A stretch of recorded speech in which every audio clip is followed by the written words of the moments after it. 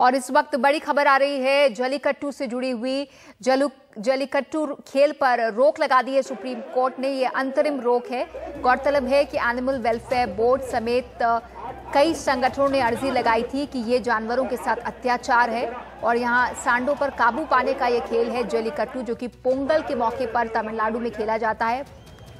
इस पर ज्यादा जानकारी के लिए हम आशीष भार्गव के पास चलेंगे, लेकिन उसके पहले इस मामले से जुड़े वकील बता रहे हैं कोर्ट में क्या हुआ। That is absolutely contrary to the Supreme Court judgment और जो हमारा कानून है prevention of cruelty to animals act. So आज सुप्रीम कोर्ट ने जो अब नोटिफिकेशन इशू हुई है उसको स्टे कर दिया है।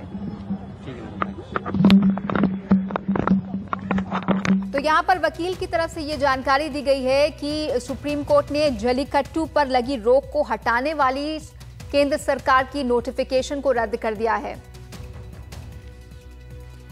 इस मामले से जुड़ी और जानकारियां सामने आ रही हैं, आइए नजर डालते हैं इस पर।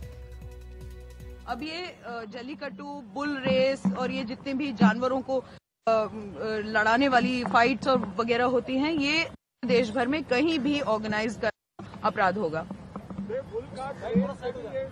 बुल कार्ट रेस भी, क्योंकि ये नोटिफिकेशन जो था वो स्पेसिफिकली जलीकट्टू तमिलनाडु और bull cart race Maharashtra, Gujarat, Karnataka आदि में, पंजाब एटसेट्रा में अलाउ कर रहा था।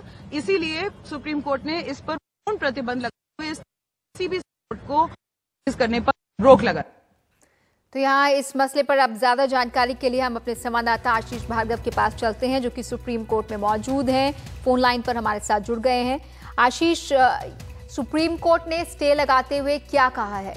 जी देखिए, फिलहाल ये इंटरिम स्टे है और सरकार की जो दावा था केंद्र सरकार की तरफ से मुकुल रोहतगी पेश हुए थे, जो 7 जनवरी को नोटिफिकेशन किया गया था जलीकट्टू के लिए, उसको वो डिफेंड कर रहे थे। वो कह रहे थे कि स्पेन की तरह ये सांड और इंसान की लड़ाई नहीं है, इसमें जो सांड है वो किसी भी तरह से घायल नहीं होते हैं। ये परंपरागत एक खेल है जो हिस्सा है एक संस्कृति का तमिलनाडु की। इस तरीके की दलील दी गई थी और ये तक कहा गया था कि सुप्रीम कोर्ट इस पर रोक न लगाए। वो चाहे तो कोई कमिश्नर नियुक्त कर सकता है, कोई ऑब्जर्वर नियुक्त कर सकता है कि किसी भी तरह से अत्याचार सांडों पर ना हो, लेकिन स्टे पूरे नोटिफिकेशन को कर दिया है सुप्रीम कोर्ट ने। तो कहीं ना कहीं सुप्रीम कोर्ट अपने जो 2014 के जो ऑर्डर था कि इस तरह के खेल आयोजित नहीं होंगे जो जानवरों के अधिकारों को प्रभावित करते हैं, उनके अधिकारों का हनन है, जानवरों को पर अत्याचार की श्रेणी में आता है, तो वो तमाम चीजें यहाँ पर सुप्रीम कोर्ट में रखी गई थी। पेटिशनर्स का कहना था कि 21वीं सदी में प्रथा और मान्यताओं के नाम पर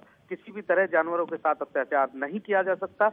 ये ऋचा जो मामला है ये जलीकट्टू के नोटिफिकेशन को लेकर जरूर था, लेकिन ये जो पूरा मामला है, इस तरीके के जो आयोजन होते हैं वो 9 राज्यों में होते हैं। तो 9 के 9 राज्य और केंद्र सरकार इसमें पक्षकार हैं इस सुप्रीम कोर्ट के अंदर, और सभी को अब 1 हफ्ते में सुप्रीम कोर्ट में जवाब दाखिल करना है।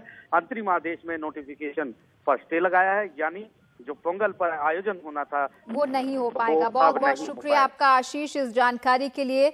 याचिकाकर्ताओं ने कहा है कि इस तरह से इसमें आम लोग भी घायल होते हैं, उनकी मौत होती है और ये दुनिया की नजर में भारत की प्रतिष्ठा गिराता है।